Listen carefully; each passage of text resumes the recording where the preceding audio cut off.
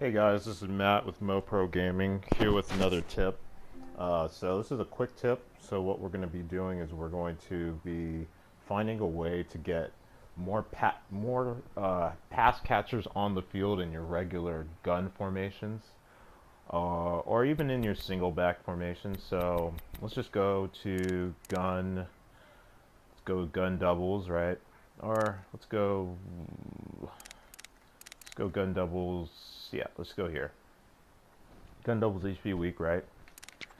So what you want to do, actually not this formation. So you want to find a formation where you can sub in, you can do the formation sub.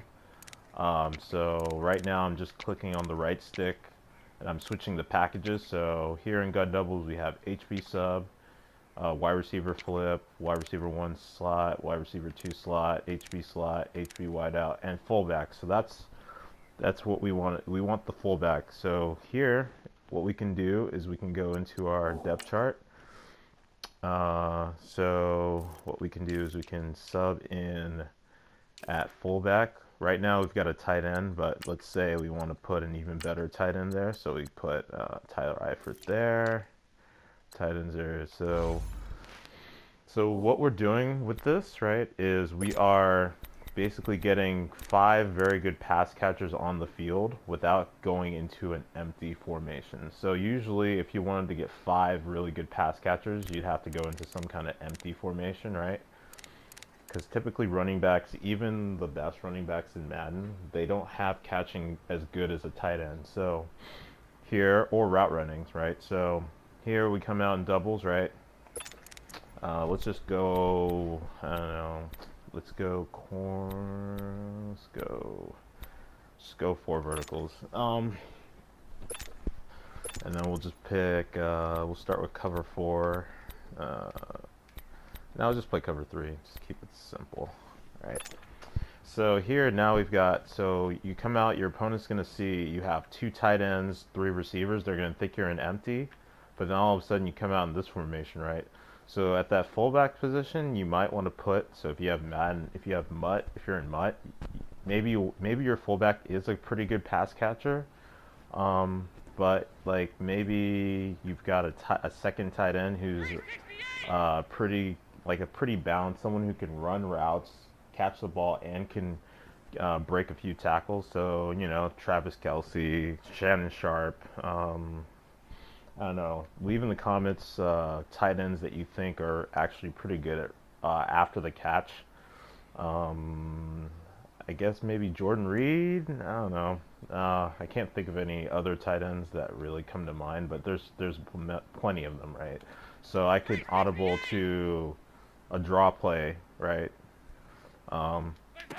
Right, so they can think that you're coming out in empty, so maybe they come out in the pass defense, right? Because they're going to see in their play call, it's going to look like 3 receivers, 2 tight ends, 0 running back. So they're going to think, okay, he's coming out in empty. And then you come out like this, and then it's like, what the hell, right?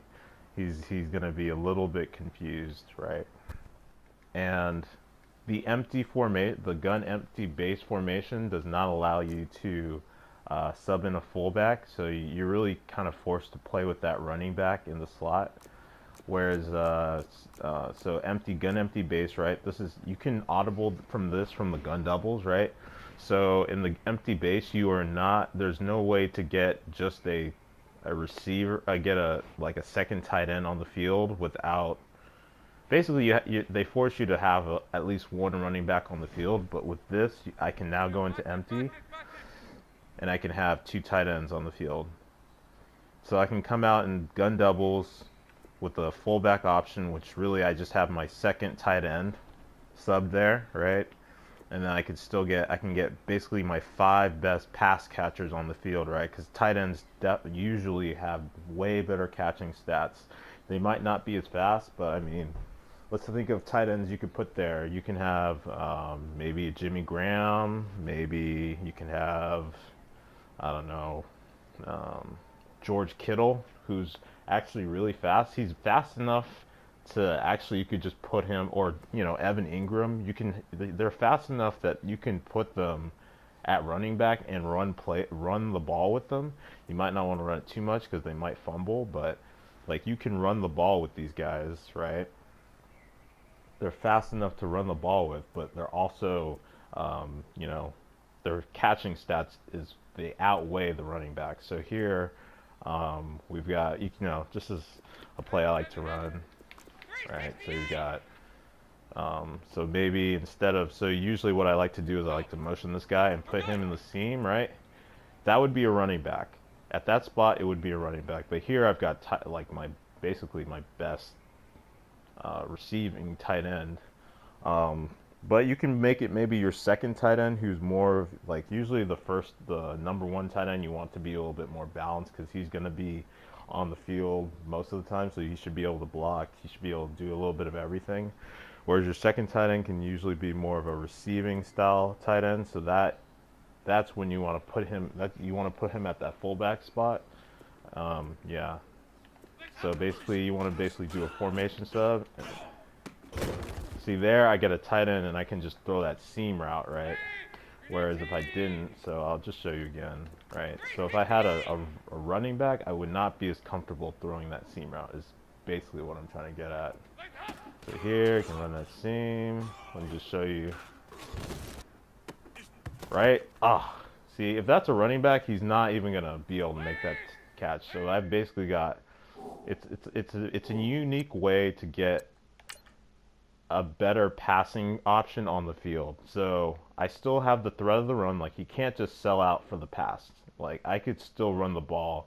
Now, granted, it's not like my best running back, but it's still, I mean, if you've got the right personnel, you've got an Evan Ingram, you've got a George Kittle, you've got a Shannon Sharp, Travis Kelce, even a Gronkowski. Could you imagine putting Gronkowski at that fullback spot? And then you've got him in the backfield. Like, not only can he block, you know, if you need an extra, like, tight ends also will block better typically than a running back. So a tight end will typically be a better pass blocker. He's bigger. He's going to be stronger. He's not going to get pushed. Like he's not going to get pushed into the pocket the way a running back will, because he's typically stronger. Not to mention he's taller. So when you want to throw, like you want to throw in the seams, you can, like literally, you can just throw it up there. A running back is not going to be, unless you've got like Christian like, so I would do this.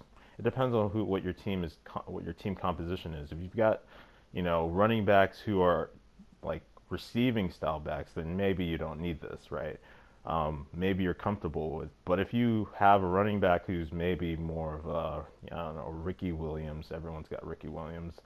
Like their catching stats are not like, there's no running back. I don't even think the best receiving running back in Madden can compete with like some of like maybe some of the more average tight ends in Madden, right? So just to show you again, like look, I mean that's basically my running back running that route in order to get the maximum amount of pass catchers, or good pass catchers, not just, you know, regular pass catchers. So just to reiterate one more time, I'm just going to go ahead and go to the depth chart, and we'll just compare. So Giovanni Bernard, we'll just compare both, right? So Joe Mixon and Giovanni Bernard typically are considered some of the better pass-catching running backs in the league. So Gio Bernard is definitely like a third down specialist, but look at his catching stacks, 71, right? 71. 73. We can even look at the Ravens. Do they have any pass catching? I mean, Ty Montgomery is typically, he was basically a converted receiver, right? Let's look at his catching stats. Like 80. Like 80 is like almost like, that's like the high end. Like we're talking, I mean, you can look for yourself, but look at these route running stats, right? So that's probably as good as it's going to get, right? So we can also look here. Let's compare Gio Bernard. Yeah, see, look at these stats. It's like kind of pathetic, right? Whereas I've got my tight end. Even my second string tight end is probably got better route running. Yeah, Tyler Kroft, right? 74, 70, 65 with 80 catch. He's 6'6", 81 catch in traffic, 77 spec catch, 84. I mean, and then of course Tyler Eifert. There's going to be no competition, right? So basically, if you, the elite, you can. It's a way to put basically.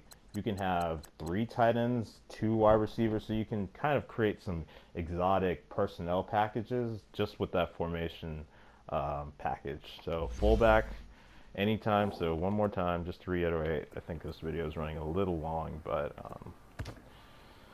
let me just to hammer it home. So you can go gun swing slot. So this is typically a 2 tight end formation. All of a sudden, it looks like it's a 3 tight end formation when you come out of the huddle. So you can come in the fullback sub. You can flex them out, and then it becomes empty. So then you've got basically a whole bunch of good pass catchers. And basically, they're also going to win. The great thing is that they're going to win. They're more likely to win versus man-to-man than a running back will, just because of their ratings. So let me actually illustrate that out. Basically, so let's go. Let's go to one of these. This one.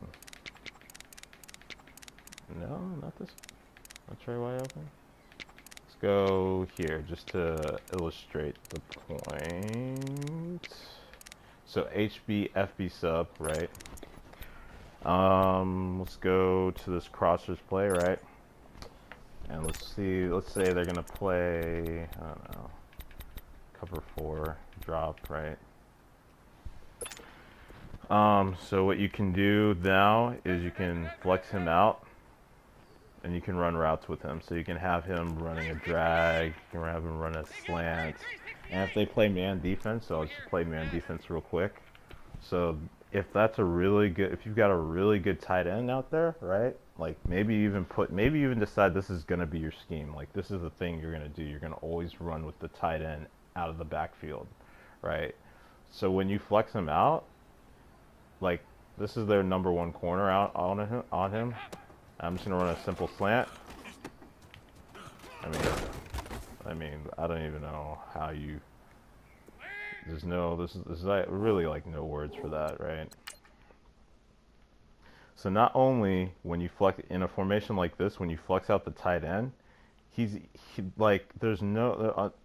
under most situations he's going to be matched up with one of their outside corners, which is going to leave your wide receiver matched up on like a linebacker or something. And then even the fact that even like when you flex him out, it's still not a mismatch, because like your tight end, depending on his rating, he might even be better than that corner, right? So like sometimes like in the NFL they'll flex out like Gronk out here, right? And they'll still have like it kind of almost forces the defense to like put a corner out there, because it's like if I put a linebacker out there in space one-on-one with one of their best receiving option, who just happens to be a tight end, he's going to win. And in this situation, this is man-to-man, right? Like, if I put a running back out there, let me just illustrate that real quick. If I put a running back out there, he's not going to win. Like almost guaranteed he will not win. And I'm going to go ahead and flex this guy out. We're going to go ahead and reset it so that, because typically they're going to probably be base land, right? So this is my running back. See how the running backs. So another thing about a tight end, like one of these elite tight ends, they're probably going to get off the press really like faster. I'll just show you in replay. Like if we compare what happened to the tight end, see how the tight end got open right away, whereas here, this guy, he's like all over him. Like this is like, I mean, I was able to throw him open, but I mean, 9 times out of 10, especially if that's like not really a pass catching running back, he's gonna drop that ball, right? Especially if it's one of these more elite corners, right? Whereas if I put my tight end out there, like a Greg Olsen, just his route running alone, he'll create separation. Like he's not gonna like burn him down the sideline, but you can run him on a slant, you can run him on a comeback, you can run him on a curl, and then and the fact is, even when it's close like that, he's more likely to come down with the ball because his catch and traffic rating's higher. He's a bigger target. I mean, there's just a lot of benefits to using that formation sub when you're in. Hey guys, this is Matt again. I forgot to make an outro, but basically, hit the like button if you liked the content, and also subscribe if you're interested in learning more. I'm taking requests for video ideas as well, so if you have like if there's a meta defense that you can't understand how to stop, or if there's kind of passing concept that you're interested in knowing about, or like a playbook breakdown, I'll take requests in the comments. Yeah, so feel free to ask questions. And once again, thanks for watching.